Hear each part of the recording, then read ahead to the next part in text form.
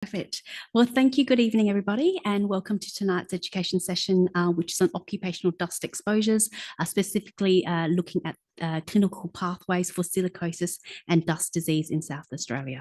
I would like to acknowledge and thank South Australian Mining and Quarry Occupational Health and Safety Committee for supporting this education session tonight.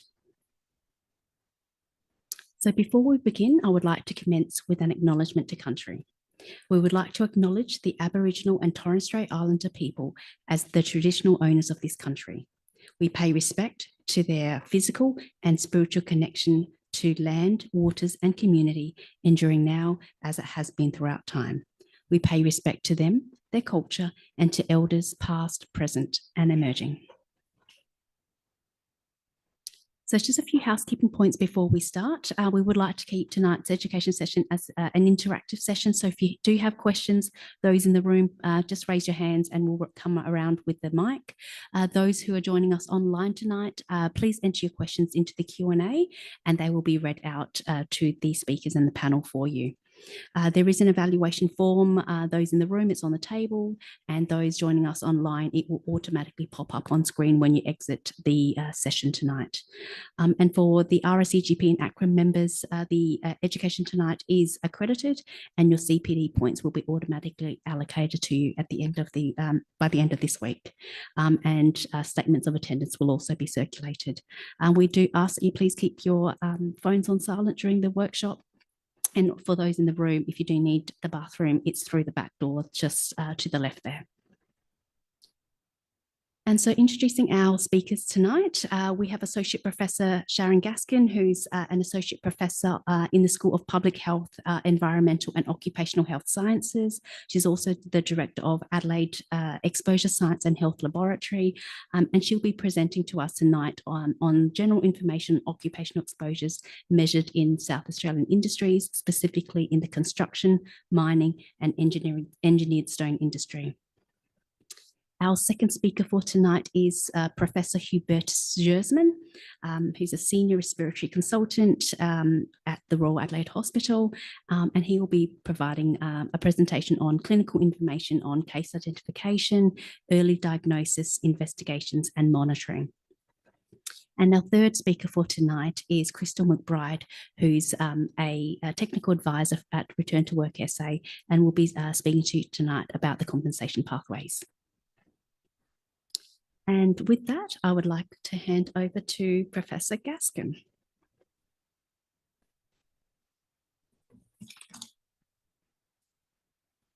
Great. Thank you, Helen. Welcome everyone in the room and to all of those of you who are joining us online.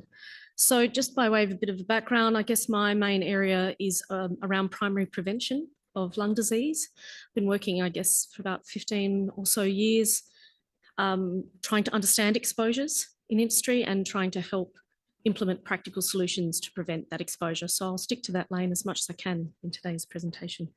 And I'd just briefly like to acknowledge and thank Hridita Ahmed from Macquarie who helped prepare some of these slides today. I always like to start with the end in case you need a break or a nod off.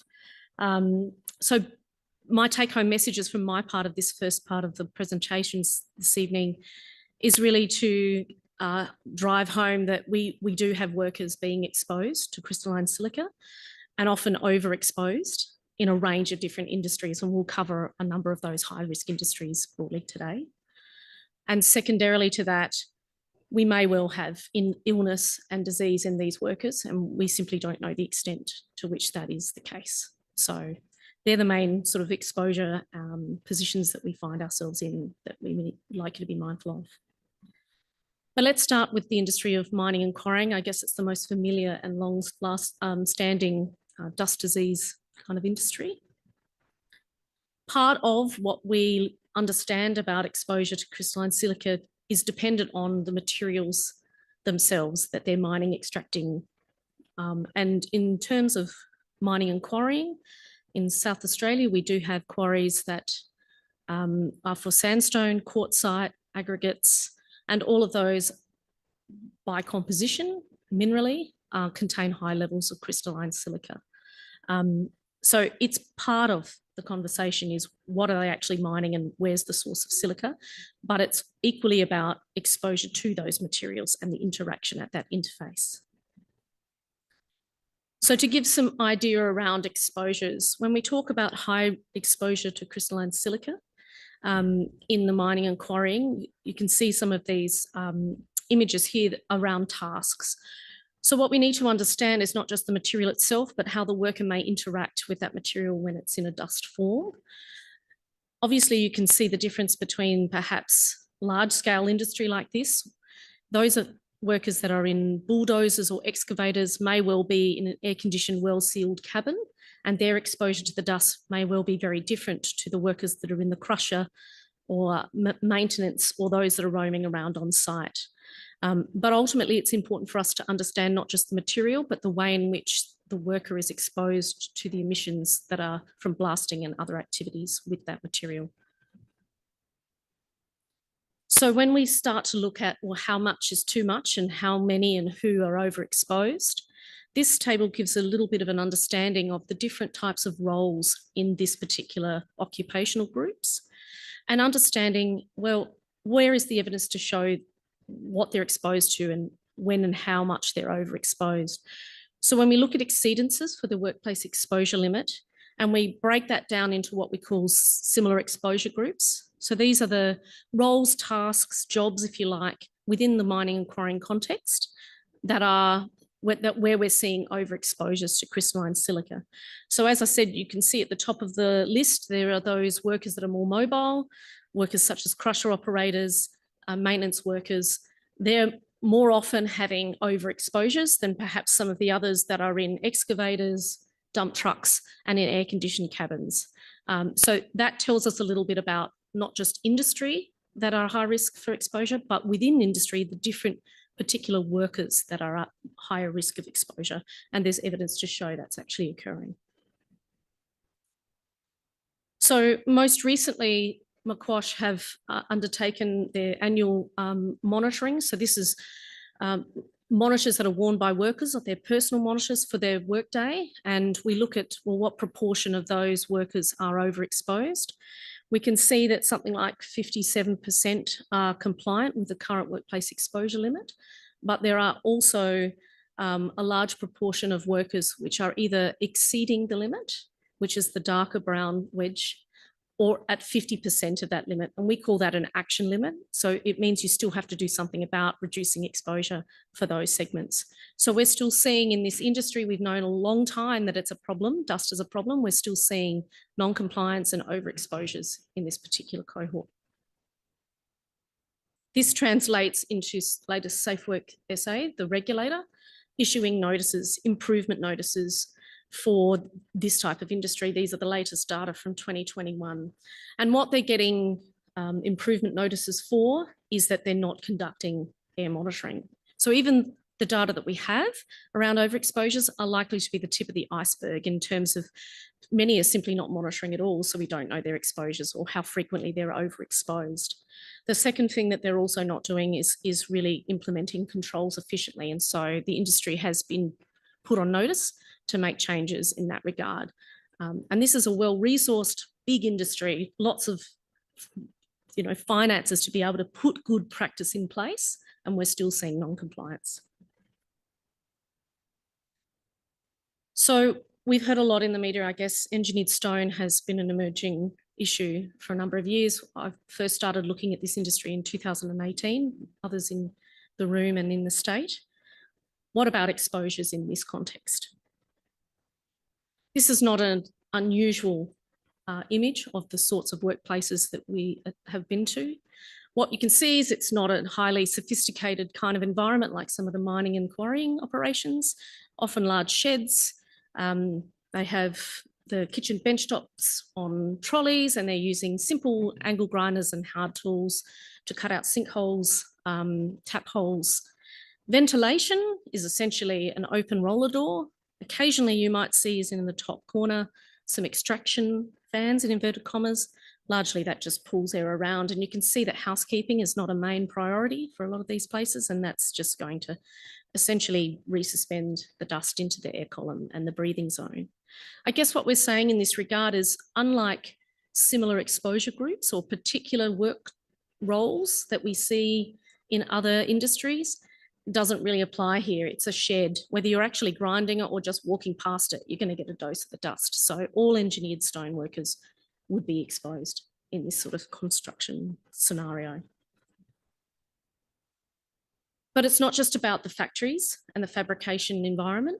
It's also about those that have to go out to homes and businesses and construction sites and actually put in the engineered stone slabs in the kitchen or bathroom or wherever it might be.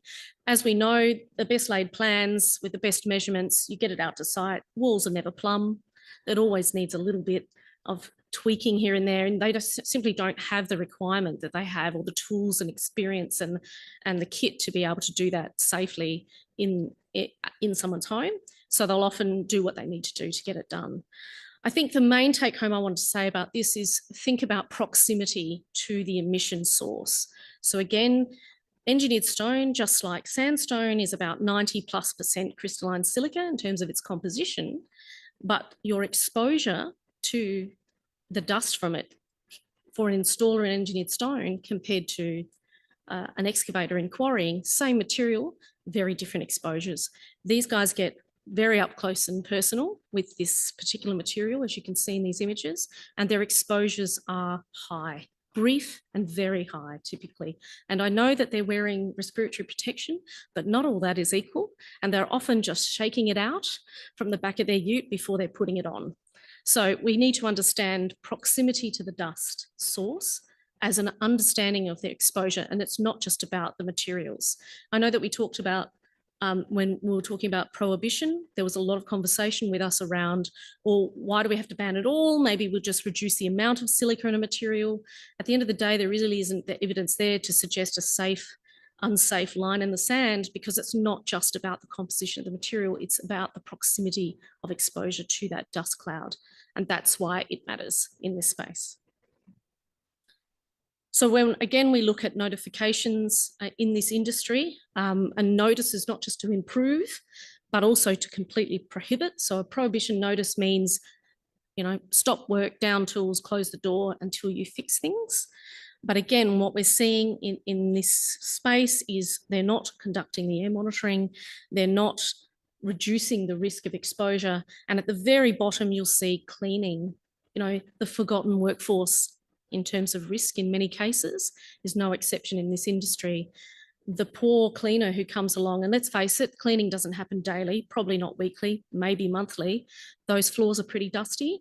And maybe it's best to wet wash and sweep, but let's face it, it's quicker to get a high pressure air compressed gun and just blow it all out the doors.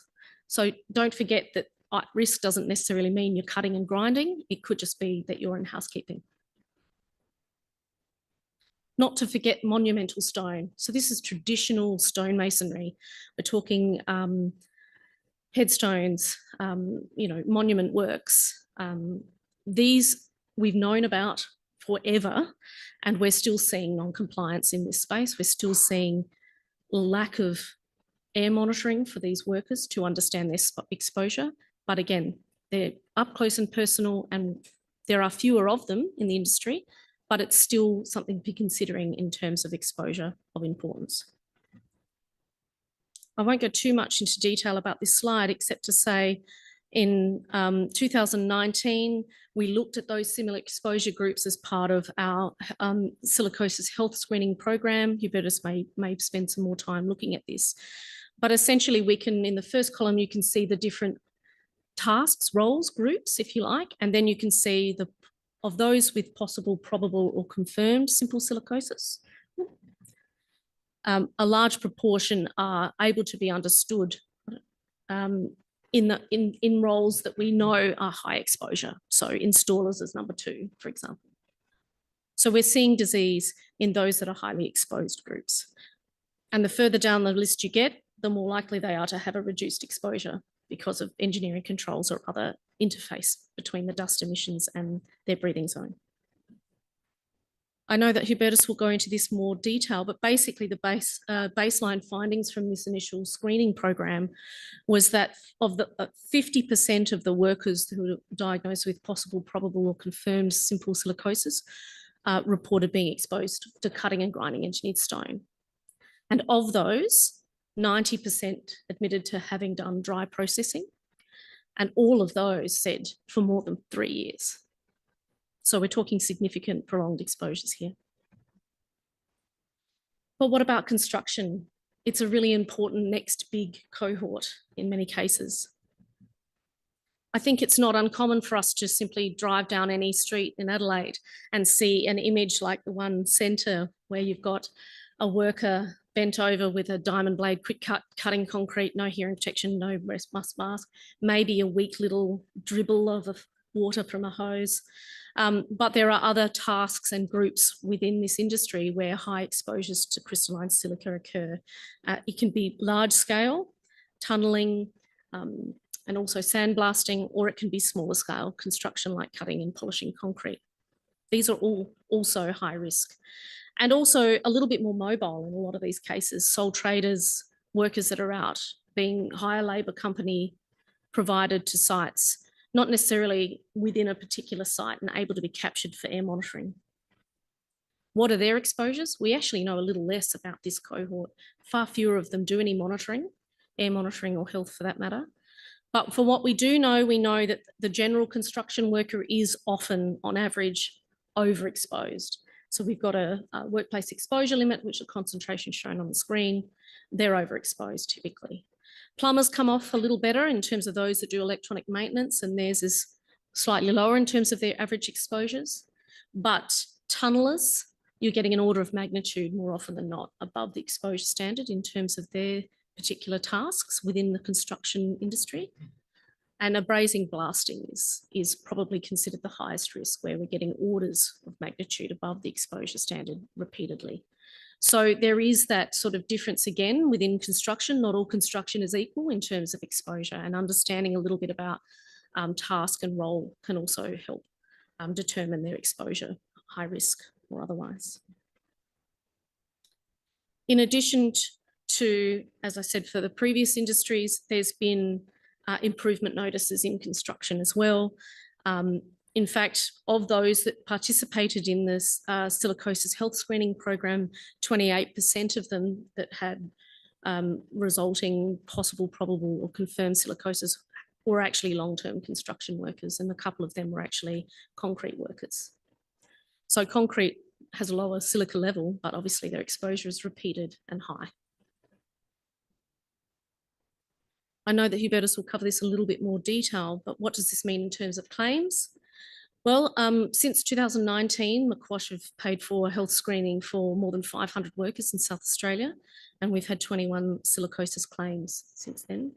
12 of those have been accepted.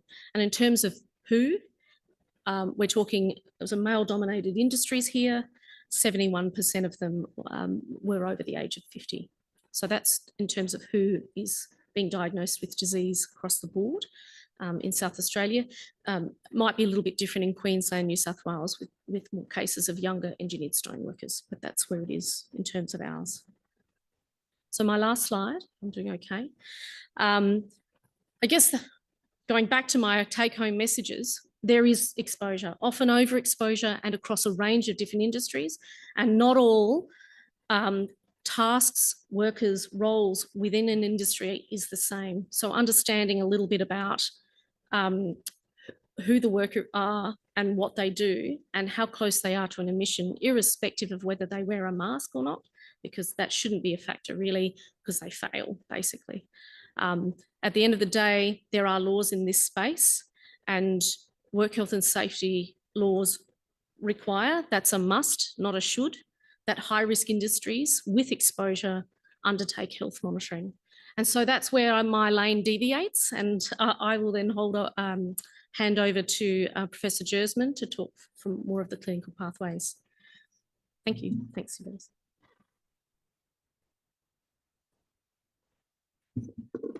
Thank you. There might be a little bit of overlap still, but it doesn't matter. Redundancy is good. Remember more. Yes.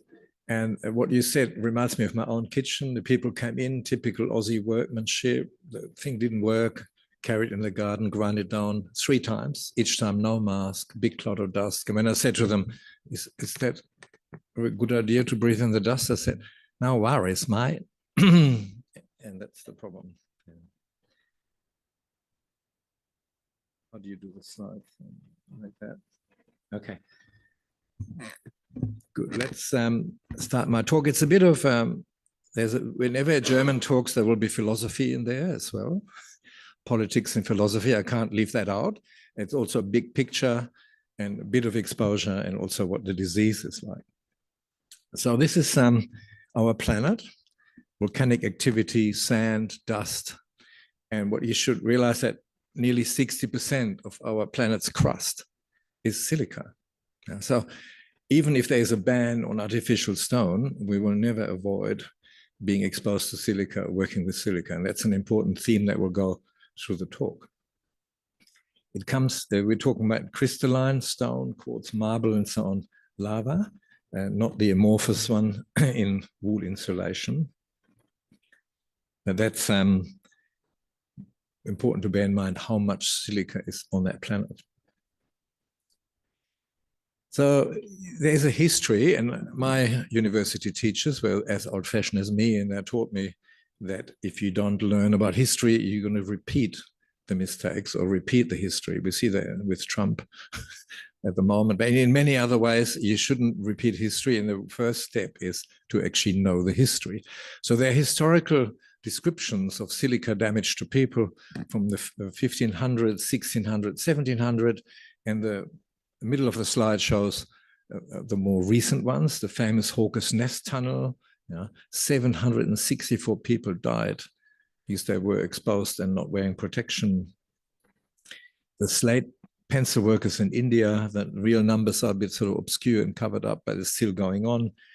The denim sandblasting, when I was little, there was a ABBA, and all these other people, and the Beatles, ABBA, and after that came the flare. I got rid of my last flare pants a few years ago. I should have kept my dress up. Anyway, and then there was a fashion that the jeans shouldn't be blue, the blue jeans. They had to look like they were washed 150 times. And the way that was done, they used fine silica dust and sand and blasted them without any regard who actually blasted them. I'll show you a slide in a minute. And then from 2009 onwards, this new invention came along in Spain, and then shortly after Israel, artificial stone, brand new. And sure enough, in Cadiz, in Spain, were very soon after were the first cases. One mortality, a few sick, and no one really clicked, and no one looked there, because we're here in the penal colony on the other side of the planet. Yeah. No one really looked what's going on, and the stone was suddenly here, and then surprise, surprise, now we have the problems. South Africa, of course, the standard mining, digging for gold. There's a bit more silica in bedrock. If you look at normal mining, North America, Europe, the bedrock silica content was about 3–4%. Miners still got silicosis, but it was very slow and long-standing and so on. 3 to 4%. The stones, as Sharon already said, over 90%. Huge different exposure. The rock is just rock, whereas the stone has resin and metal ions and other things in it as well. So it's a huge difference. And even in those classic industries, it already caused silicosis. And the interesting bit for me, for example, in America, there was an increase in miner silicosis. The reason is the mines are exhausting. So they need to dig through more rock and have less coal and more rock. So they have up to 6–7% silica. So they have more silicosis than before when it's only 3 to 4. And that is already a signal that you can see.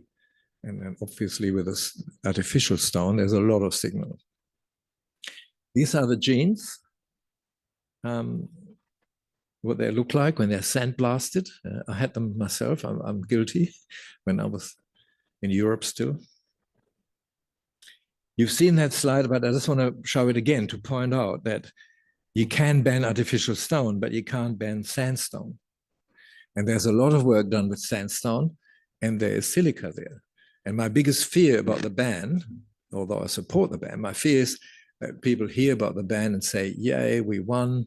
We can take the mask off. We can let the guard down. The bad stuff is gone. But 40% bad or 90% bad in another stone is still bad. So it's really important. The message is that we mustn't let our guard down. Ban or not ban, we're still working with silica. And someone will demolish those houses with an artificial stone in there. So there will always be exposure. So the workers have to be really alert, educating the workers and staff around it, like the cleaning ladies and the apprentices, using masks and so on. Really important. That's a recurrent theme of this talk. I feel good. My main kitchen bench is actually marble, although my wife had to sign a form. It's a stupid idea to have marble because you get dents in it and white wine and vinegar burns it. Anyway, but that is only 2% silica. And so that can be demolished without much morbidity. This is a photo of these stones. That's why they're so attractive. They're hard. You can put hot pots on them. They come in all sorts of colors. Bottom left, the really dateable, kitschy ones, but sometimes just plain white or fake marble. So you can just see the attraction that came with all these stones. There are some papers that looked at how much dust actually gets generated. 30 minutes of dry cutting is 400 times the 8-hour, which is a working day, limit for Australian stone workers. Wet cutting, proper wet cutting, not the odd hose, but like a dentist drill. I had that last week, where the water constantly jets, remix it into a slurry. The slurry then runs on the floor into a pit. When I ask the screening workers, when I screen them, what happens with that? Some don't know, and some say, oh, someone takes it away. And I never found out where it's going to take it away and whether it dries there and gets blown around somewhere. Maybe you can enlighten us later during question time. But if it's 10 times better, 400 times the exposure, then 10 times better still means 40 times the exposure. So this is not really harmless just to put some water on there. It's relatively better. It's a bit like vaping and smoking. It's all bad news, but one is relatively maybe better than the other. And this is such an instrument that adds a water jet to the cutting. So what is actually silicosis? Wikipedia helps. Even doctors use a lot of Wikipedia. So it's basically a type of lung fibrosis. You breathe small particles of silica. Anything less than 10 micrometers goes into the lung. The asthma puffer Ventolin, for example, is 2.5 micrometers. Some of the dust is actually smaller, and it gets right down to the bottom of the lung. That's why Ventolin is engineered to be 2.5 micron. And cyclazonide, as you know, 0.9 micron, so it definitely gets deep into the lung. And it's a common mineral, as I said already. You can't avoid it, really. So over time, it's a response of the host, it's the dose, it's the form. Dry cutting is more aggressive, the crystals. The combination of that is cumulative during a lifetime. This goes into the lung and eventually causes so much inflammation that scarring occurs. Shrinking, thickening, and then you can't, it's a double whammy. One, you can't, when you breathe in, the lung doesn't expand as much. The second bit is, if the fine membranes in there thicken, the diffusing capacity drops, the oxygen doesn't get through the wall, and when you breathe out, too much oxygen comes back out again without being utilized. And interesting, in the early parts of last century, the Americans are a bit flowery with the word. Sometimes they labeled that the king of occupational diseases because it was so dangerous and so common, and we've forgotten all about it. That was 110 years ago. But Americans are like that, the mother of all bombs and the mother of all wars and the king of all diseases. Well, it highlights to you that this is not a new problem. We just conveniently somehow forgot about it. So there's a lot to say about how much has to go into alveolar space, 1 to 2 grams. This is all a bit guesswork, and there's also susceptibility there, as I said before, of the people. When they cause irritation of the tissue, some elements get released called reactive oxygen species that are the immune cells. It's almost like pepper spray by police, or pepper spray in your handbag. So it causes us non-specific inflammation, and all the cells keep running to help with that inflammation, like an army of cells, and it goes on and on and on. Yeah? And when it's visible, and it has to be a millimeter, half a millimeter at least or more, when it's visible on some CAT scan, you have little nodules. Yeah? And then you get confluent nodules, and I'll show you pictures in a minute, so large bits of the lung.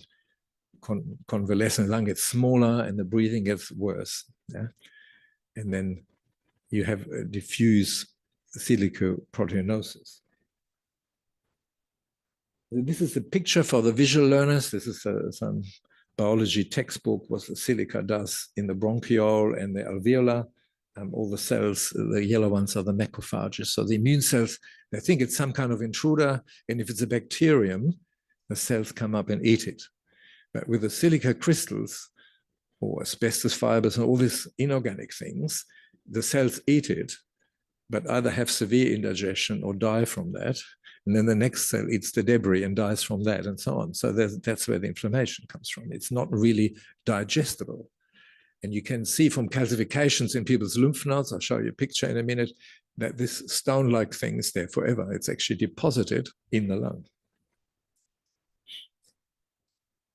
Now, the first case report, I said earlier, 2009 in Spain, then 12 in Israel. If you look at the, we now have 2024. So why did no one cotton onto this much earlier? How come? Yeah, I mean, the scientists did, but the politicians or regulators didn't. Yeah, and if you compare to the traditional silicosis, by that I mean, I'm from a mining town near Dortmund in Germany. Yeah. My lung function is reduced because I lived next to a mine and a cokery. Yeah. But not silica, just the other toxins. And it's much more severe because you need less exposure, relatively, because it's so highly intense, 96%. Yeah. And then the patients become more symptomatic and are rapidly progressive. And I have a few patients myself. One lost half of the lung function in 9 months. This is rapid. And when all our guidelines, when you look at the guidelines, I'll come back in 5 years and stuff like that, that's for mining. When they breathed in some bits of the dust, that was at max 3%. We don't really know. And we're learning it now the hard way, what 95% plus resin, plus iron, metal ions, what it all does. We're learning on the fly because this is a new territory for us. And it's also, which we didn't realize before so much, is associated with immune disease. I've got one patient presenting with lupus, and everyone said it's nothing to do with silica because they hadn't read that paper. It's actually associated with autoimmune disease and other things. And this is too busy to read the whole thing, but this is country of the study, and how you just look at the right, how many people, initially only maybe 200 people or 300, but their age. Yeah? Normal silicosis is not 33, it's not 44. We had 3 people die in New South Wales and Queensland 2 years ago before they could even be on the transplant list so quickly. They had little kids, rapid progressive. We're not used to that because our minor silicosis is much slower. This is a real case. So the normal X-ray is on the left, and that's reported as normal, but no CT was done. And the CT is much finer a tool than a chest X-ray. And the second X-ray was done and surprisingly reported as normal. But even, I hope that even you can see that this is not quite normal there, this area, compared to here. There's something going on. And then lost to follow-up, came a little bit later, and then the whole right side was shriveled up. And then someone did a CT. And on the CT scan, which is a much finer tool, we use high resolution CT scan. And if you're not worried about other structures and clots, you can just use no contrast and even low radiation. Like the next year when it comes for lung cancer screening, we can use those sort of technology. Much, much better. And for a quickly developing disease, I prefer CT scan. So you see here, the typical silicosis distribution, unlike other fibrosis, is not the bottom of the lung. You listen at the bottom, have crackles. This is the top of the lung. Whereas we often get cases in the Royal Adelaide where someone had some gallbladder problems or maybe perforated ulcer, something like that, and they had a tummy CT, and the bottom third of the lung is on there. And then they say, oh, it's fibrosis. And we work them up and they have a bit of fibrosis. But with silicosis, that trick doesn't work because, and this person that one of my patients actually had lots of apto-CTs. And he took comfort from the fact that the bit of lung that was visible was actually normal. But no one did a chest CT because the silicosis in the top third of the lung was always missed. And here you see it. And on the bottom right is the bottom of the lung, or fairly much towards the bottom, and that looks normal. But the top is shot. And on an X-ray, it looked moderately bad, but not that bad. But on CT, it's really bad. And the left side doesn't look that bad. With hindsight, you can see something. But here on the CAT scan, it's quite obvious that the left side is also not normal. Because when you breathe, you can't say only one side, please. This is a more advanced case from a publication.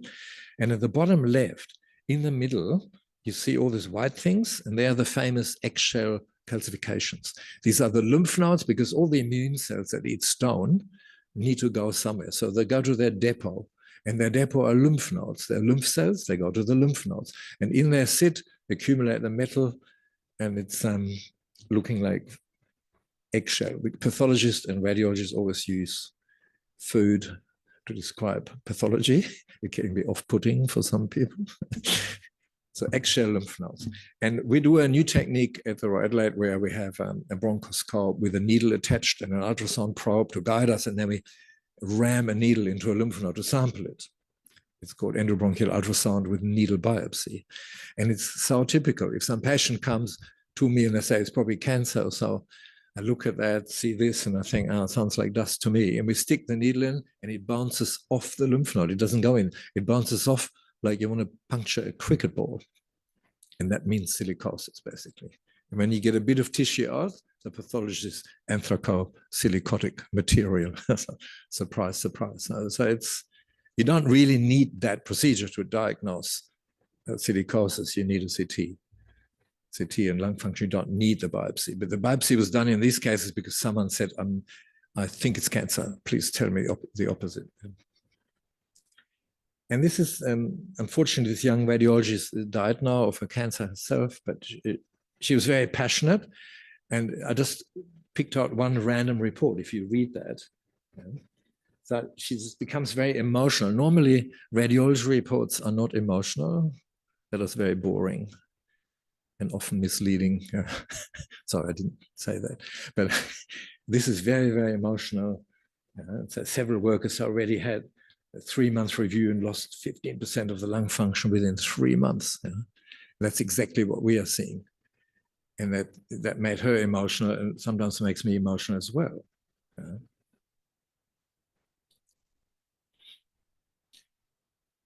So just a reminder of these associated conditions. TB is a long history of being associated for minors, but there's an overlap because TB is also a disease of poverty and overcrowding. And the minors in Europe were often the poorest ones, and they shared 4 people in a bedroom in a house, so they could get TB much more easily and spread it around than other people. But it seems to be linked from lots of research papers to silicosis itself. More lung infections, funny ones, autoimmune diseases we talked about, lots of them, but also lung cancer and other cancers, and chronic kidney disease, believe it or not. So it is, you need to look widely when you have a patient like that. And any other disease, of course, will affect the ability to transplant them, because if they have lots of other problems, especially scleroderma, the transplant team don't want them. You've seen the slide already. It started off, just look at the left. You have seen the table on the right. When they first screened people in Queensland, just under 800, 12% had the disease, 2% were massive, which is sort of rapidly progressive and end stage. You've seen that? Yeah, so high-risk industries, whoever defines that, maybe return to work, Australia defines that, or whoever, they require health monitoring under work health and safety laws. And maybe we can discuss at question time what we do if, despite the law, a worker says, bugger off, I'm not getting screened. If that ever happens, what do we do then? That should be maybe brought up in question time. Yeah. So health monitoring, this is the law. It's required when there's ongoing significant risk, and this is most of the industries we talked about. It must be conducted by a suitable medical practitioner like you or me, or who defines suitable. That's interesting. There's obviously an overlap in specialty between occupational medicine and respiratory medicine. It involves monitoring and testing and identify changes to workers' health. Yeah. We come to what we do in a minute. Yeah. And then the funding, who pays for the health monitoring and informs the workers and so on. Yeah. We can maybe talk about afterwards how that actually plays out in this state. So the report needs to go to the patient, and we write a letter that the patient and the GP can see. But if currently I'm not sending it to the employer, but if we send one to the employer, it should be a report of the nature silicosis present or silicosis not present. I don't want them to know patients' private information, all the other stuff they have, from cholesterol to ex-smoking and so on.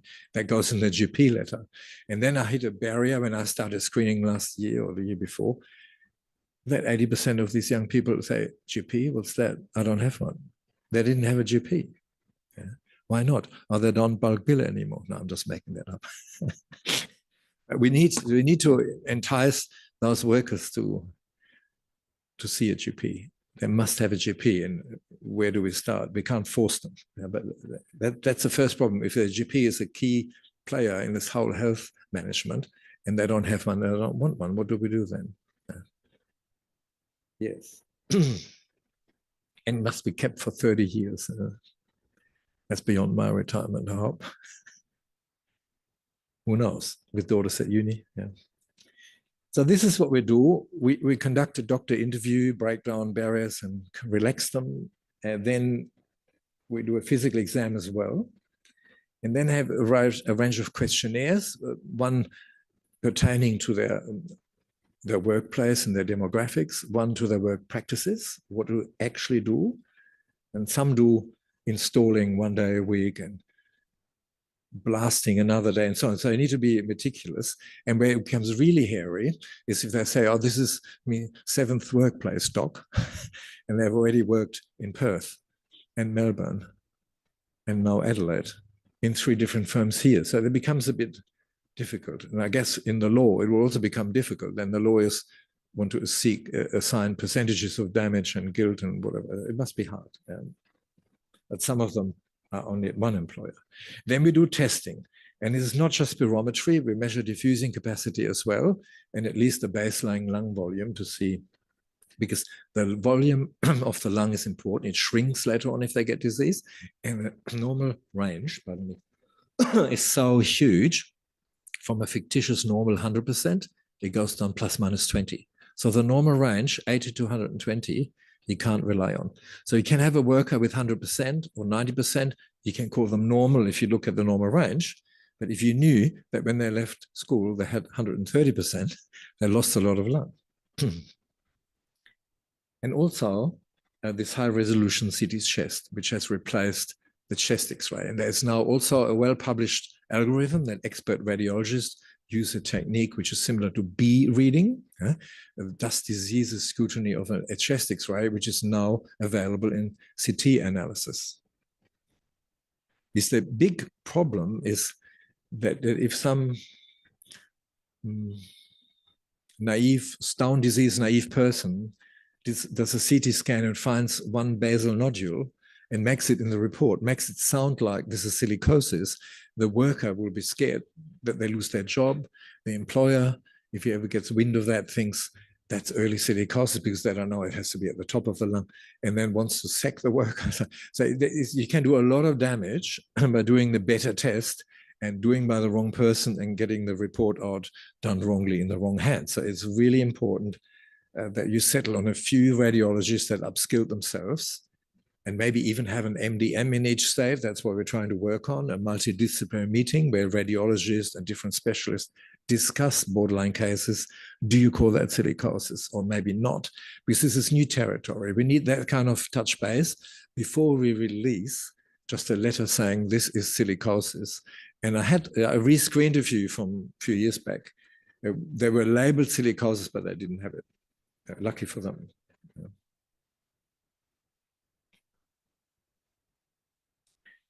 Yeah, so the big question, and we are really almost as scientific as this, yeah, when do we screen them again? So the current sort of, you have to start somewhere. So we're making up to say stone, engineered stone, 1 year. This is for people who have nothing wrong, right? They're screened and they don't yield any bad result. Then you do it more often.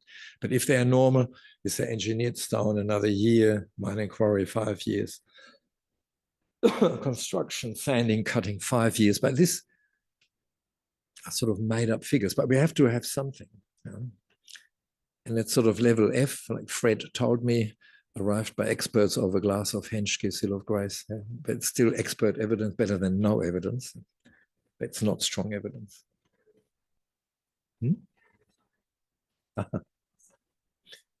So the challenges that we sort of face when we tackle this whole business is, one, how do we find cases, identify all the industry and people? You mentioned headstone companies for cemeteries. There are bench tops made for kitchens, for bathrooms, for laundry, and for doctors' surgeries at the reception desk, in the doctor's nurse's kitchen. You know, the bench tops are made for everything. And then who captures all these people?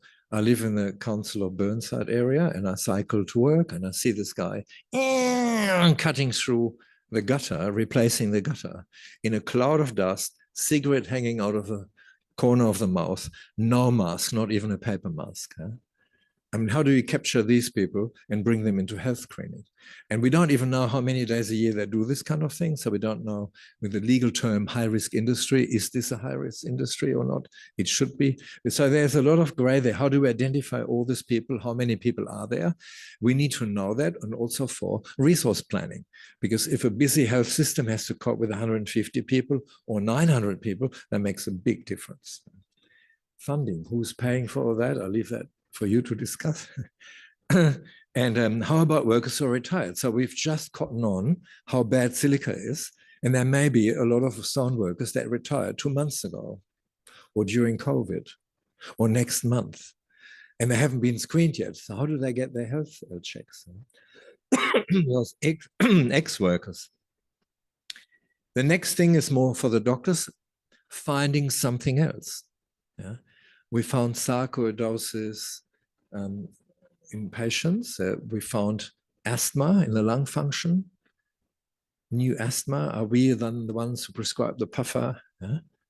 And so on. So there are issues. Liver, we found something in the liver because the chest CT scan goes down to the liver. Yeah?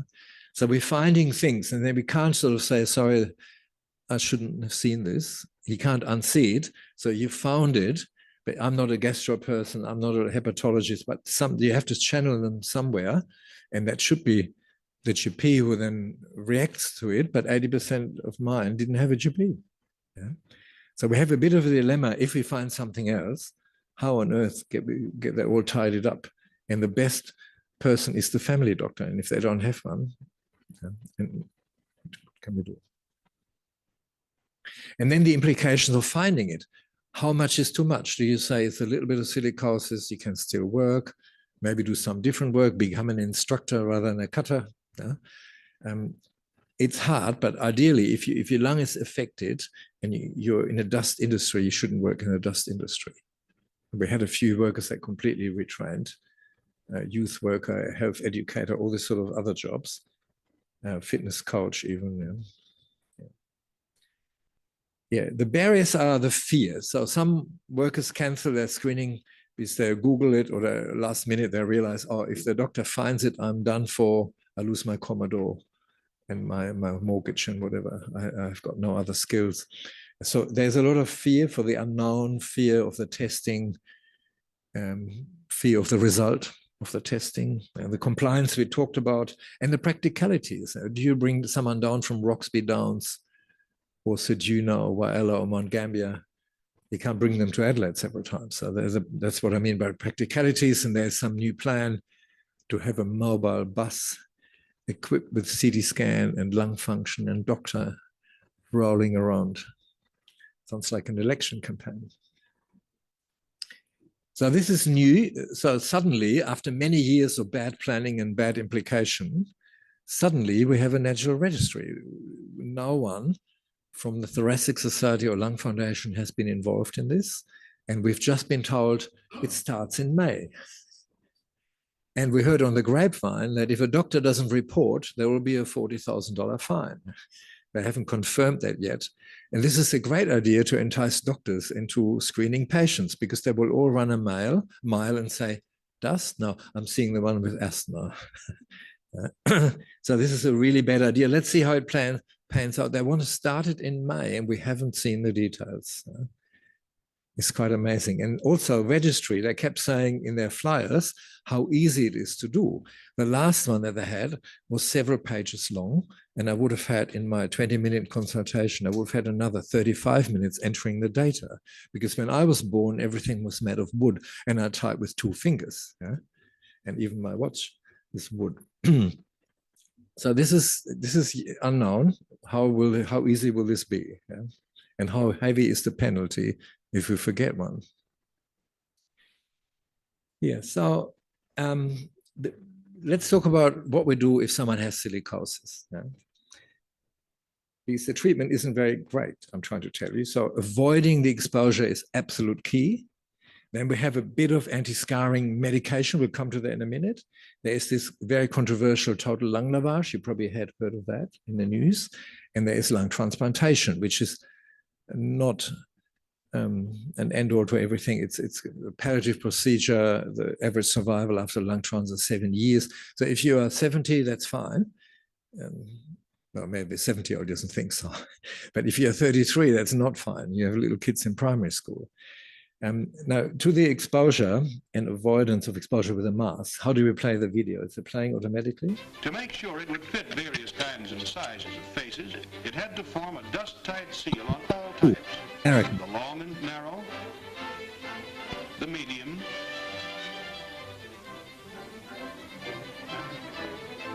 the round and full. To test security of fit, coal dust was blown into the air.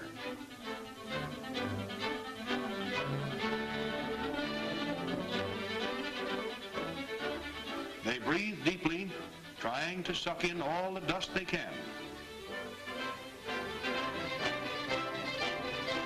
When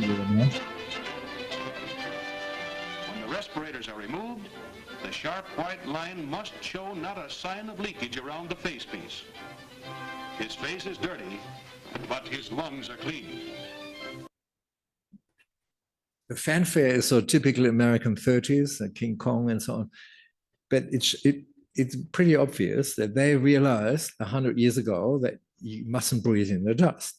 When you see the people coming for screening, it says in the guidelines, P2 mask, clean shaven, and they come with a goatee or stubbles or full beard. And you can tell it's not just 24 hours. What can you do? Can return to work as a enforced shaving? Do you bring a shaver to your site visits? Electric or wet? Yeah. So there are these medicines that stop fibrosis and healing, because fibrosis is often too much healing when you don't need healing. And silica has a different cause for that, but the other diseases have it spontaneously. So the only drug currently in Australia that is licensed for use in progressive fibrosis, even if it's from silica, it's nintedanib. It's 150 milligrams twice a day. It causes a lot of diarrhea. So it's, and at best, on average from the papers, it slows down disease progression on average by 50%. That means in some people 100% and some not at all, but on average 50%. So it's not a miracle drug, not a magic gun, but it's the only thing we have. This is the paper. Athol Wells from London, big guns on that paper. The inbuilt trial, published 4 years ago in the New England Journal, and we can use that now. It took a while for Australia to accept that, and now it's on PBS. Yes, so the 6 cases in Queensland, they got a lung lavage. What lung lavage means, you give them a general anesthetic, you put a tube in their trachea, it is split, not just one tube, it's separate, one for each lung. So when you do the right lung, you pour in saline and out again, 30 liters in and out. Then they spend some time in ICU. When they come back, the other side, 30 liters in and out. That's a lot. That only did 6 cases, and currently between Queensland and Melbourne, there is a trial enrolling to do this more often and do more data. The Chinese trial, they have problems with English, and I read the paper, but they had 70 patients, and in the discussion, there was suddenly 159. I don't know where the others came from, but they had 70, 35 got lavage, the others didn't. And then they said the ones that didn't have more asthma symptoms. They meant probably breathlessness. It was probably wrongly translated, but these are the only 2 papers in the world. So we can't say, tell all your patients to come and we wash out their lungs. They spend time in ICU, they haven't died from it yet, so there is not a harmless thing to have 2 GAs with 30 liters each. The report was surprising because if you think of silica that's there for several years, how can you possibly wash this out? I have my doubts. If it's fresh, there may be in alveolar macrophages dangling there and the fluid washes them out like a flood. In Queensland are good at floods. They have 300-year floods in the last 7 years. Yeah. It seems a little bit adventurous, so I don't think doctors can say this is our standard treatment at the moment. But it's worthwhile knowing that this is sort of being investigated, but it's a little bit adventurous, I would say. Brave. So this is my philosophy bit. So if I could talk to any of this, if I was part of Nemesis and could talk to these guys, I would say, man, before you allowed this stone into Australia, what testing did you actually perform? It's a rhetorical question. The definition of that is we know the answer, and there were basically nothing. Yeah. So now, big fanfare, we banned the artificial stone. Obviously, the industry will suddenly want to use ceramic stone or some alternative artificial things. They will use something as a replacement. And then my question again is, after having learned from history, after suffering all these problems, what testing are you going to perform before letting this in? Are you aware of any? Yeah, you're doing it to shame them. But officially it's Zipol or buggerall or whatever the Aussie term for that is. So not much. Yeah. And when you see all this, as a German, you can't help but saying, Scheiße. Yeah. And the Australians would say, bugger. They're doing it again. Whereas the English would say, disappointing. Yeah. And it is indeed disappointing. Yeah. So my summary, the last slide, is we did not learn from history, and we're still not learning from history. I hope I made that point. Yeah. The second point I hope I harped on about is we cannot avoid silica. The stone may be bad, but remember, sandstone, 90%, granite, concrete, 30, 40%. Silica will be there, so we can't give up on education and measures against silica just because the stone is being banned. Yeah. And the treatment is not good at the moment, nothing fantastic. We're trying what we can, but it's not curative, or we can't get the silica out really. So prevention and early looking for cases, avoiding further exposure and so on, that is the key. That's where the money is at the moment, and that's you need to find the money for. And the referral pathway, so I'll let the others talk about it, but from the slides before and what I've been told is either McQuash or Return to Work SA. And I don't have Crystal's mobile number or Sharon's mobile number. I'm sure they'll give it to you later on the next slides. How do you actually refer these cases? Now, if they have symptoms, This has occurred if a patient has symptoms, a cough, I can't breathe, we can treat them initially like a normal Medicare referral. We see them as a case.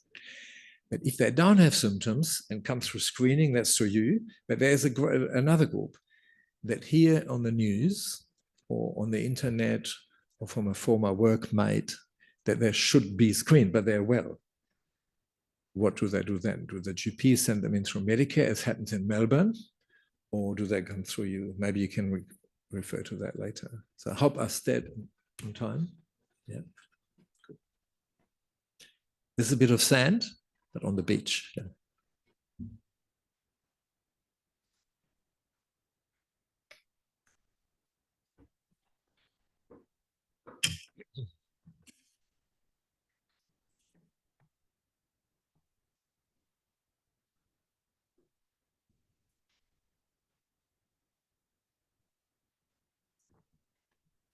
Okay, hi guys. So I'm Crystal McBride from Return to Work SA. I was originally involved when we first started looking into silicosis and setting up what we will do from a Return to Work SA perspective, but also working with Wash and Safe Work SA as well. I've been doing some other things for a couple of years, but coming back to speak on this now as I'm getting back involved in the dust diseases space and silicosis as well. Just to start off, I want to recognise that the Aboriginal and Torres Strait Islander people are the first peoples of Australia, and I have pressed something, and I acknowledge that we are meeting on the traditional lands of the Kaurna people, and we pay our respects to the Kaurna people and their elders past, present and emerging. So.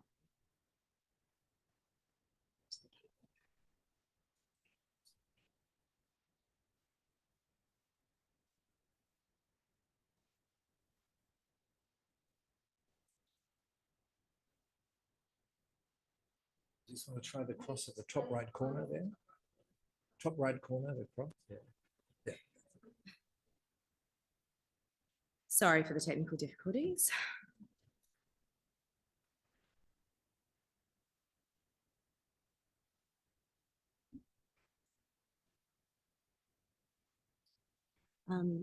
So just a bit of background, very briefly. Return to Work SA is governed by the Return to Work Act, as well as the regulations and subject to the impairment assessment guidelines as well. Together, these provide the framework for the scheme to operate within. Something that I think is worth mentioning, because a lot of people don't actually realise this, but Return to Work SA is not a government-funded body, and we don't receive any funding from the SA government. We, as a scheme, are funded through the insurance premiums that are paid for by SA businesses, the employers of the state who are registered with us, as opposed to the self-insured employers. And then our aims. One of our core aims is to deliver appropriate, timely and effective services in the event of a work injury. So what do you get if you have an accepted claim, or what are your entitlements? So if your claim is accepted and you have lost time from work, you have up to 104 weeks of income support. You also have 12 months of medical expenses. Now, there's a note here about prescribed classes of injury can apply for ongoing medical entitlements. Silicosis or pneumoconiosis, including silicosis, is a prescribed class of injury. What that means and why it's relevant is somebody may present with silicosis but need to have treatment for a very long time, or they may have very few current medical needs, and those medical needs will become more apparent down the track in many years to come. So there is the ability within our Act that they can apply for their medical expenses to be provided for ongoing beyond that 12-month period. And they can do so by calling or contacting the specific team within Return to Work SA, who are responsible for managing the silicosis claims. It's also obviously going to be quite important if at the time when your patient is diagnosed and they lodge a claim with us, they may not currently have any capacity for work, and that might be something that comes down the track. In addition to that, there's also the provisions for serious injuries. So if they have a whole person impairment that is at 35% impairment or above, then they have ongoing support for income support until they reach retirement age, and ongoing medical support for life. In the event that they're not able to have that assessment, there's also the ability for them to apply to be treated as seriously injured on an interim basis. And there is a process that we go through in assessing their likely impairment, whether they are likely to reach that level. And then the lump sum of money that is available is once the whole person impairment process is completed, and that's set on a scale that's your level of impairment and your date of injury. That goes into calculating what that is.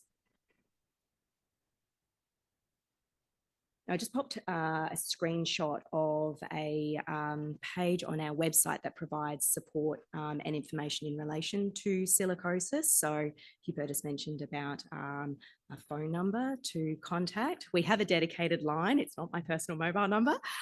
We do have a dedicated line that takes you straight through to the team who investigate and manage the silicosis claims, which, if anyone wants to note it down, is 8233 2545.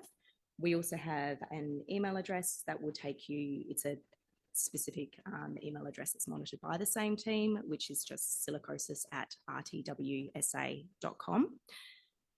The page that we've got with information also has a section just on the right under related links, silicosis for medical practitioners. So it provides some information that's more specific to yourselves as doctors. The main page is aimed at people who have been exposed to silica and maybe looking at making the claim as an injured worker. A lot of the information crosses over, but it's a useful resource if you are not sure where else to go. And yes, the team who look after it is our enable team. So they also look after our catastrophic injuries and are managed in-house at Return to Work SA. So what is required to substantiate a claim? I'll go through a little bit of what is actually needed in order for us to investigate and determine a claim for compensation. So in order to lodge a claim, there's a couple of things that need to be met. The worker needs to have incurred a loss.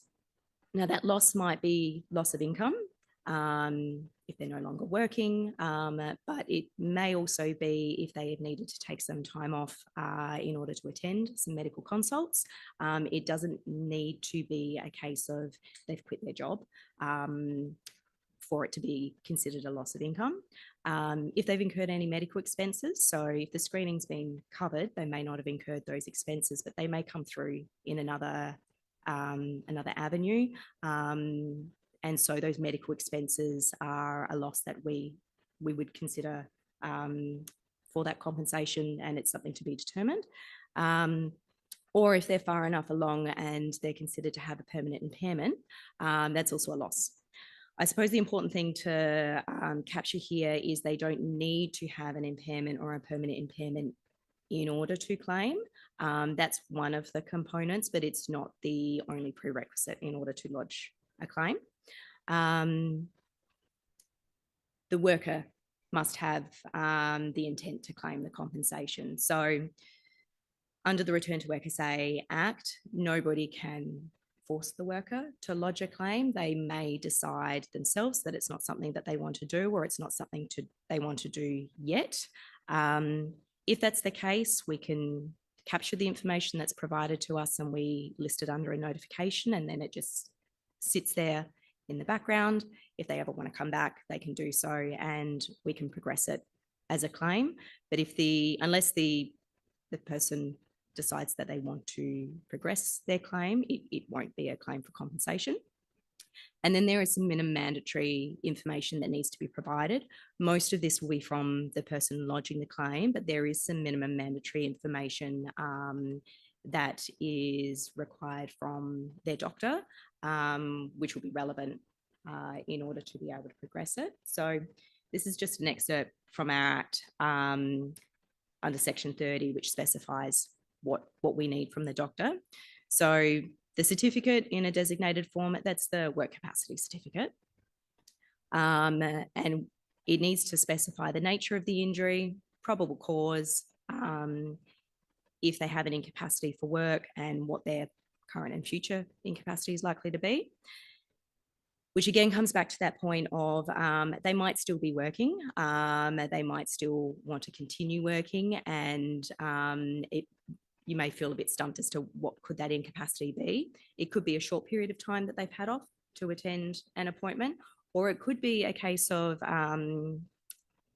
if they've been working in a dusty environment and they have a diagnosis of silicosis, working in a dusty environment is no longer what is recommended for them. They may not be able to work in that workplace anymore or in that line of work anymore, but they may still have the physical capacity to work in any other type of work. That's still an incapacity that we would that would qualify for a consideration for a claim and a determination under our Act. And in the event that they aren't in a situation where they are looking at having to change workplaces or change types of employment, that's something that we can provide support with. So we can support them in identifying alternative parts of employment, whatever retraining may be required in that space, and assist them in that process, funding to do so, etc.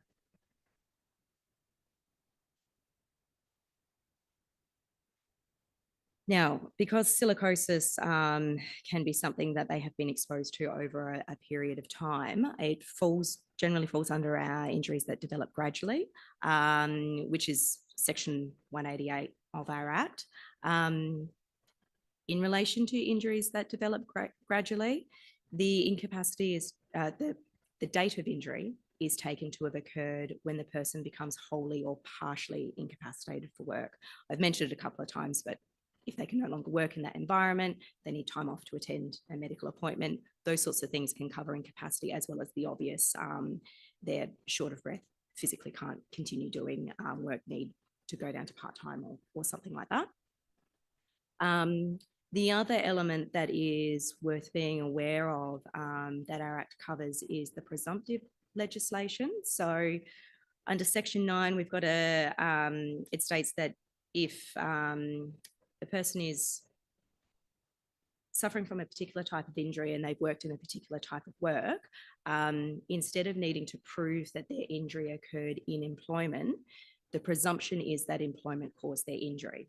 And the onus of proof is then switched around to be the opposite. So then it's more a case of, well, it is a case of having to prove that their employment did not cause the injury that they had.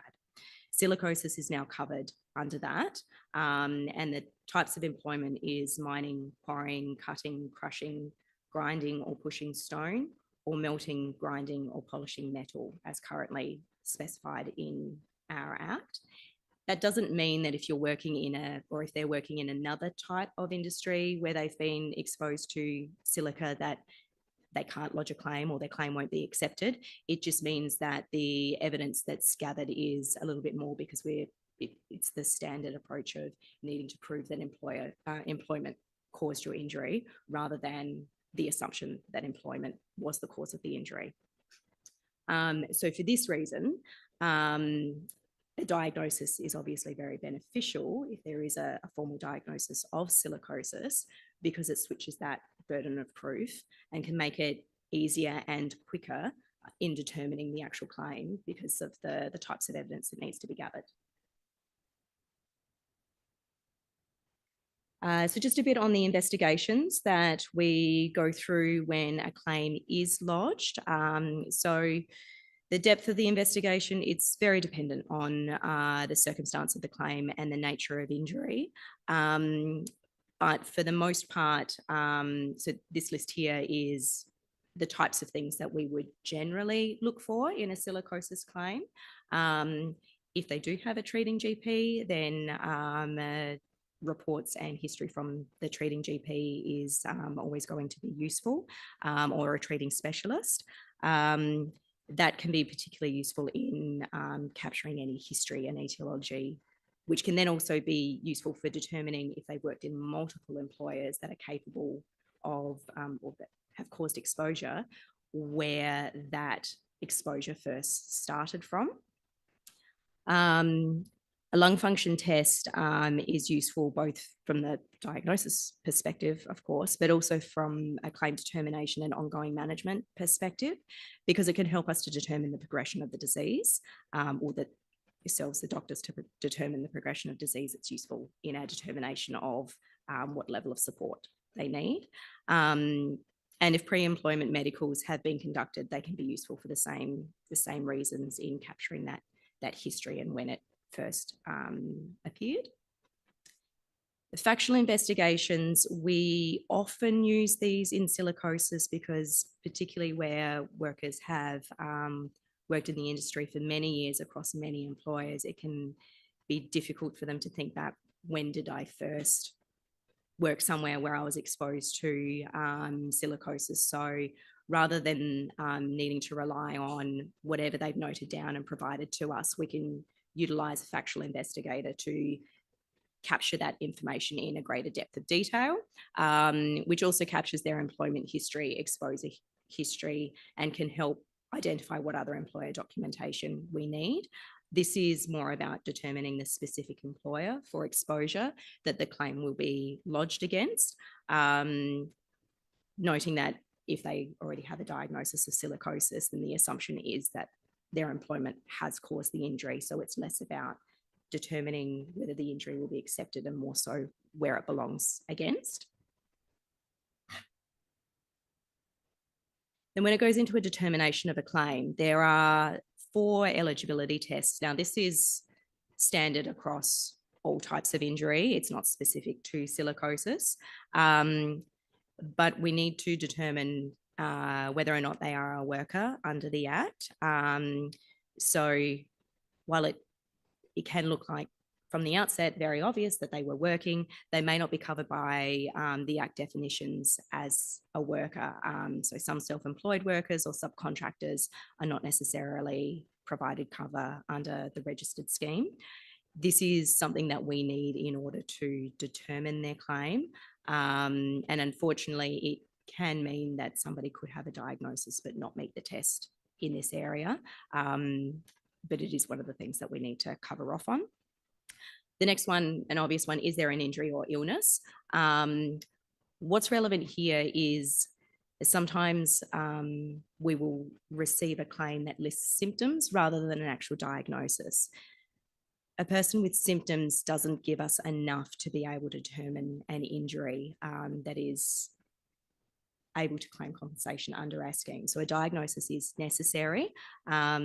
Obviously, if that can be provided before the claim is lodged, it makes things a lot quicker and easier, but we can assist throughout the determination process in seeking to find what the actual diagnosis is. But of course, it's not necessarily clear that it's going to be silicosis because there are a number of other types of things it could be instead.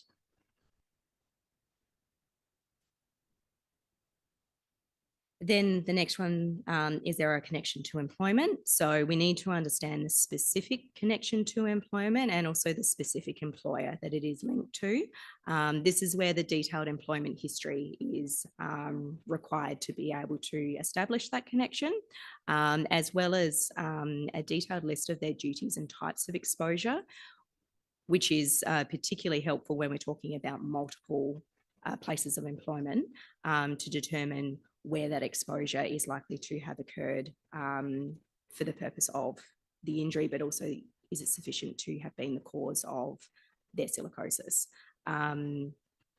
But with that reverse onus of proof, that does make it a little bit easier. So this just keeps coming back to the reason why a diagnosis is particularly useful right from the outset in this investigation and determination process. And then the last point is whether any exclusions apply. For the most part, this isn't really going to be relevant for silicosis. There are some additional exclusions for psychological claims, serious and willful misconduct and things like that. But generally for silicosis, we don't see these as particularly relevant, but it is one of the tests. And then when it comes to actually determining the claim, we do rely upon all of the evidence that's gathered. So particularly when we're in a situation where you might have evidence that looks conflicting or it tells multiple different stories, it's useful to have as much as possible that you can provide or assist in the provision of, because that then helps to determine what weight is given to the evidence that we've got. The medical certificates, medical history, medical reports that you provide are critical to this determination. And while specialist medical opinion is often required, is very often required for silicosis, the information from a treating doctor is more likely to capture the historical progression of the injury, particularly if you are a family doctor or have been seeing this patient over a period of time. A specialist IME who sees somebody once captures a history, but it's the worker's version, the injured person's version, what they can recall. And, you know, if going back far enough, it's very difficult to capture that in enough detail. Then when it comes to the point when we've got all the evidence in order to make a decision, we'll call the person who's lodged a claim outlining what the proposed decision will be and give them and their employer the opportunity to provide further information. This is going to be particularly useful if we don't have enough to be able to accept the claim, and there may be more information that they're in a position to provide, for example, or yes, as an example. And then following that, when it's clear that there is no further information to be provided, we've got everything that we need to determine it, we'll issue a formal decision letter that outlines the reasons for the decision, whether it has been accepted or rejected, and what it has been accepted for in the event that it is accepted. And that is everything from me.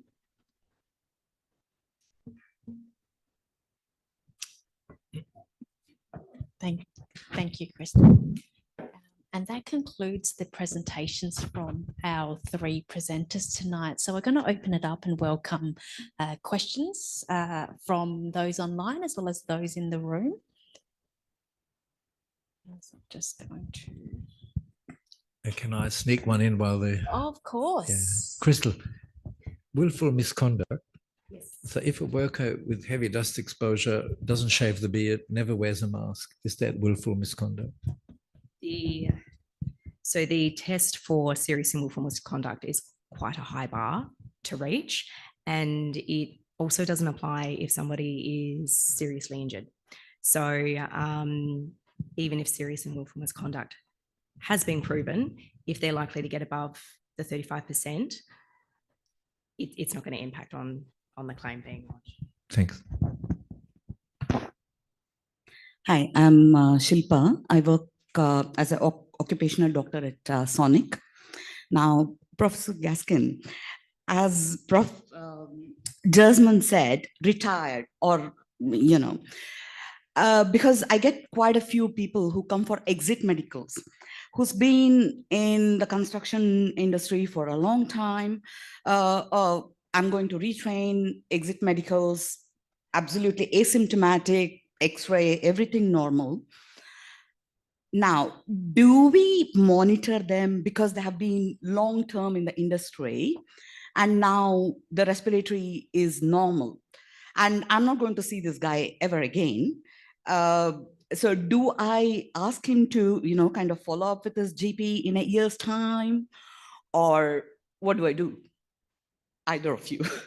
I'm a research scientist, so I'll defer to a physician. What a cop-out.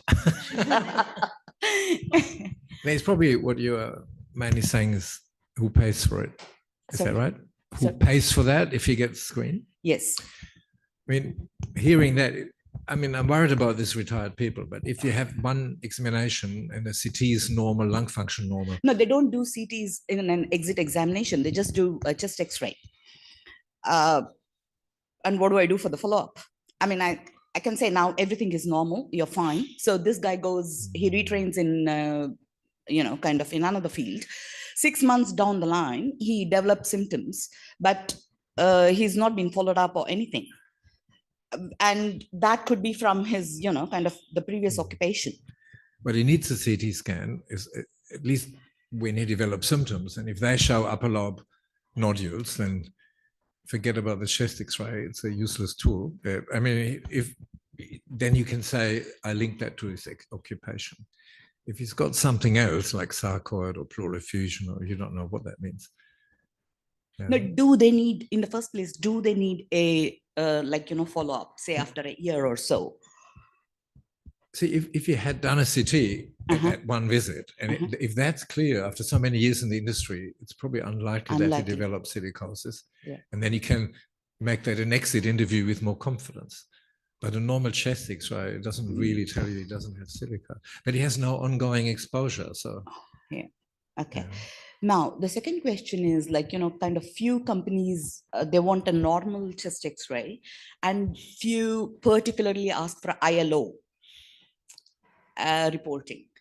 So how does that make a difference? Or does that make any significant difference at all? Yeah, the chest X-rays in occupational medicine should be B-read, which is ILO classification. B readers. There are none in South Australia. I think there's one in New South Wales and a few in Queensland. Yeah. It's very hard. You need to do every 2 years, take 2 weeks of work to do a training course. Yeah. And if you're a high-earning radiologist, why would you do that? Yeah. But as I said, the CT has superseded chest X-ray, and there are a lot of but unfortunately, ways for radiologists to upskill themselves to interpret those CTs correctly without doing a 2-week course somewhere away. Yeah, but unfortunately, the companies, because I get a lot of FIFO workers and working in Western Australia, and the only thing they ask is chest X-ray. They shouldn't be allowed to ask. The work health and safety law says. Well, I don't know, even today I've done. If they ask for a chest X-ray and you give them an ILO equivalent CT, they can't complain. It's better. If they ask for a CT given chest X-ray, they should complain and say, "What is this?" Yeah, but the thing is, again, the funding, chest X-ray. So I will say again, under the work health, I'm not the regulator. I'm a researcher. But my understanding is the work health and safety law says that the PCBU, the person conducting a business or undertaking, i.e., the workplace, pays. Right. Full stop. Underlined. Okay. In recent times, the Mining and Quarrying Committee have funded some screening in addition to that to try and capture as many screened as we can. Yeah. So, and I believe they're still doing that, and there are spots available at the moment until the end of the financial year. So if in doubt, especially when we're talking small to medium enterprises and so on, refer them for screening in terms of payment through the Mining and Quarrying Occupational Safety and Health Committee. But at the end of the day, it is the obligation of the workplace to pay for screening, health screening relating to silica exposure. And I'm not a health economist, but if you have a ILO read, properly conducted chest X-ray plus the report from the reader, it totals something at $310 and the CT is $420, something along those lines. So it's not a mega difference and you get so much more value. Yeah, because I think currently in South Australia, only Jones Radiology do the ILO X-ray. As far as we are. It's more expensive than a normal X-ray. It has to be done. Yes, correct. The X-ray machine has to be set with certain parameters, and then the reader has to be a B reader. Yeah. So the X-ray gets actually sent to Brisbane, and the report comes back. Yeah, that costs a lot of money. So the CT is not that much more. Okay. Yeah. And in the big picture, to have that much more information for a couple of $100 is. Yeah. Okay. Thank you. It's worthwhile, I think. Yeah. I think the companies need to be educated because they are the ones who book the investigations. Yeah, because kind of every week I sign, minimum of 5 to 6 ILO X-ray forms. Yeah. Yeah, those recommendations come from the mining industry times. Yeah. So if you have a miner, maybe that's still fine. But if you have a benchtop person, a stonemason, sandstone, 90% silica, nowadays in Perth, in Melbourne, here we prefer CT scan, Queensland and New South Wales as well. Thank you. Have we got any other questions in the room? Those online, please feel free to type your questions in the Q&A and we'll read them out for you. I'll give it another moment for those online if anyone's typing your questions. I've got another one for Crystal. Go for it, fire away. Hello. So the trick, the current government tries to stop that, but the trick has always been get someone from a work hire company, do this kind of subordinate work so we don't have to worry about all the implications. So let's say the business with stone, we determine whether it's actually a worker. So this guy slaves away, gets silicosis, but he came from a work hire company and wasn't on the payroll of this stone business. What happens then? He's fully damaged, but someone weaseled out of responsibility. So how do you deal with that? I'm going to look to Ella, but yes. So where we have a labour hire situation, they would be covered by that employer's premium and it would still be considered a claim under the Return to Work Act. However, for that, what we call a host employer, we could potentially recover from them because they haven't provided a safe workplace. So any cost of that claim that we pay because of the labour hire situation, we would seek to recover from that host employer. But it's a little bit different because under the Return to Work Act, we've got a no-fault scheme. So the employers and workers are covered. But when we seek to recover from a potential liable other party, we have to meet the requirements under common law. So it's a little bit different and we're not always successful, which we are finding very difficult at the moment. But yeah, that worker would be covered. Does that answer that? Yeah, question. But is there any time frame where they have to lodge the claim? Could you okay. Is there any time frame when they have to lodge the claim? So there are timeframes set within the Act that a claim needs to be lodged, but because of a claim that's of gradual onset, you're not going to be aware of it for quite some time. Those timeframes are really not an issue. And even where somebody lodges a claim outside of time, for the most part, it creates no barrier. It's more to try and encourage that early reporting in situations where it's obvious and where it's clear that it can be. But the intent of the legislation is to be beneficial for people who are injured at work. And so we're not going to say the time frame is 6 months, you didn't claim within 6 months, therefore, even though it's clear you meet all of the other criteria, we're rejecting that claim. Thank you. Okay, I've got no questions coming through online, so just put another. Hubertus, have you got more questions firing away for Crystal? Were they listening or just logged on? No, there was one question, but we've answered that. It was a technical question, so we've got no questions coming through online for the panel. Any final? Yes, we do over here. Yeah, so I'll just come with the mic. We're all loving the workers' comp questions.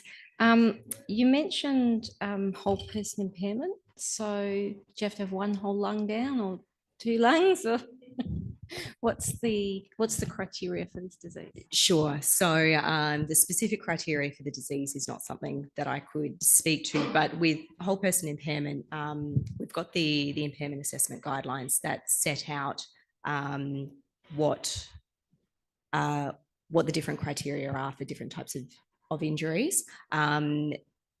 The actual process itself is done by a specific accredited assessor that they need to go through an accreditation process in order to be able to do that under our scheme, which means that they're very clear on how to assess it. It's assessed against the AMA guidelines, AMA 5. And then that specifies whatever their lung capacity plus their diffuse, I don't know the medical specifics, but it goes through a number of different tests to determine what level of impairment have they got as a result of that illness, which then equates to a percentage of whole person impairment. It goes through, it's a report that's quite detailed, many pages, and then that percentage, depending on what their deemed date of injury is, because being a gradual onset, we need to set what the date of injury is, will then equate to a specific lump sum payment that they are entitled to for non-economic loss. If they are under that 35% threshold, then they also get an economic loss lump sum in addition to that. If they are at or above that 35% threshold, instead of that lump sum, they get the ongoing income support until they reach retirement age. I have a permanent problem with that. Now, I'll give you another example. There's a patient exposed to asbestos, whatever, you know, and not knowing that, so it's not fibrosis, not cancer, but the whole chest is full of plaques, but his lung function is still 90%. So he doesn't reach the 35%, but he has worse PTSD than a Vietnam veteran, because he wakes up thinking, I Googled that there's a lifetime cancer risk of 7.2%. So he's got a lifetime cancer risk, some impairment, severe PTSD, and all of this is not compensable. You've got 2 legs, 2 arms, and the lungs can breathe. See you later, 12%. Yeah. And it's difficult to excise the psychiatry issue from the soul. Well, do you have anything to say to that? Only that I do not make the IAGs. I know that they are under revision at the moment, but yes, I appreciate the difficulty with setting a specific number for these different types of things. Means that for some people, they get a higher percentage impairment for what looks to be a lesser impairment, and others get a lower percentage impairment for what looks to be a higher impairment. It is one of those difficult things when you set an arbitrary rate. It's a classic example where everyone, like mental illness, gets sort of ignored. Despite whether Australian of the Year was a psychiatrist once said, mental illness doesn't count. Missing finger, 5%, missing hand, 25%, whatever. But where's the mental illness? And these people are not just some robots with a missing screw. They are humans, severely mentally impaired. Of course, not everyone has the same stress response, but somehow that needs to be factored in, I think. Yes, I understand what you're saying in the sense that the consequential psychological component isn't subject to an impairment assessment. Unfortunately, that's the act that we are to administer. It's not something I wrote or created. That's how short the message is. I'm feeling a little like that. No. Well, we have received a question from the online audience. This may be for Crystal or Hubertus here. The question is, are you seeing a rise in non-occupational silicosis with the rise of hobbies like pottery? I haven't, but the problem is, did we look for it? Yeah. It's a bit like the Blue Barina ad outside the Sip and Save. After that ad, I saw Blue Barinas all over Adelaide. Yeah. So we haven't looked. But what we do when these screening patients come, they're young people, there's one part of the questionnaire that's really important. Outside work, what do you do? And most of them just say drinking, clubbing, and going to the cricket. So nothing basically, yeah.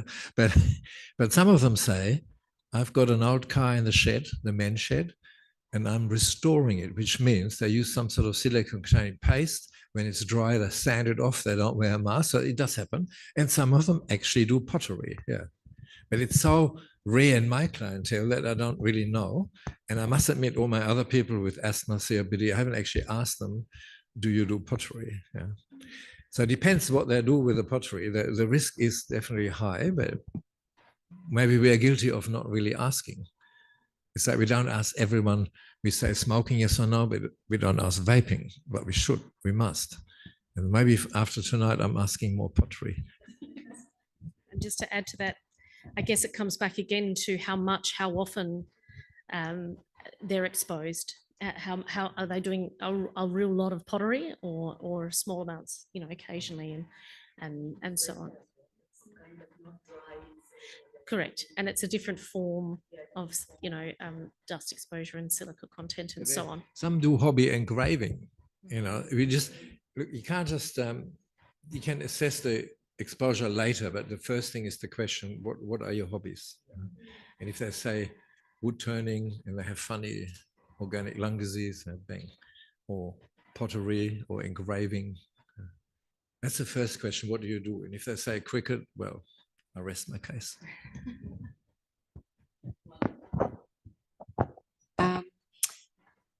We've got no other questions from the online audience for the panel. Is there anything in the room before we close up and wrap up for tonight? No, then with that, oh yes, okay, Hubertus, fire away. We're on. I just want to thank SAPMEA for putting on this occasion in such a professional environment, and apologize to you for all the pressure. And tonight's this session tonight has been recorded. The recording link will be circulated and will be put up on the SAPMEA website. So if anyone has missed or has colleagues who may be interested, then that recording link will be made available. So thank you to our three presenters tonight. Thank you to those who have attended in the room, as well as to those who have joined us online. And I hope you enjoy the rest of your evening. Thank you.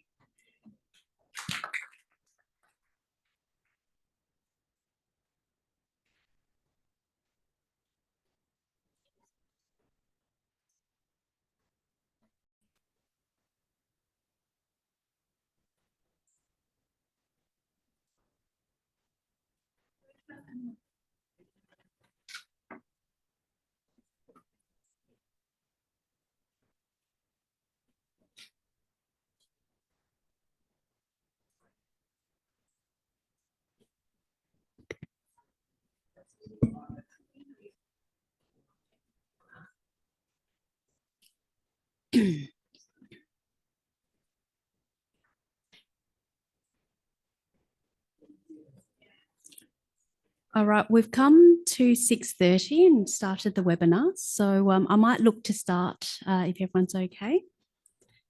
So Hubertus, we might look to start if that's all right.